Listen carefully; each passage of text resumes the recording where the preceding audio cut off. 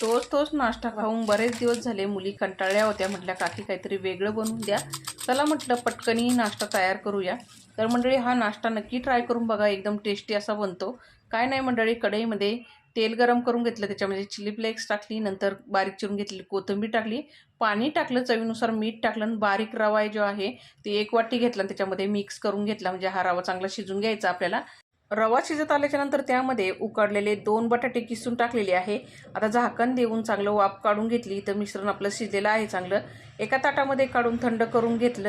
थोडासा तेलाचा हात लावून घट्टसर गोळा तयार करून घेतला. आता जसे मेदूवडे बनवतो आपण त्या शेपने इथं शेप देऊन घ्यायचं, थोडंसं बॅटर घेऊन. तर इथं बघा मस्त असे मेदूवडे आपले बनून तयार झालेले आहे. गरम तेलामध्ये सोडून घेतले, अलटीपलटी करून दोन्ही साईडनी मस्त क्रिस्पी होईपर्यंत फ्राय करून घेतले. तर मंडळी मी नाश्त्यासाठी सांबर बनवलं होतं. तुम्हाला हवं असेल तर तुम्ही चटणी पण बनवू शकता. भेटूया पुढच्या व्हिडिओमध्ये. धन्यवाद.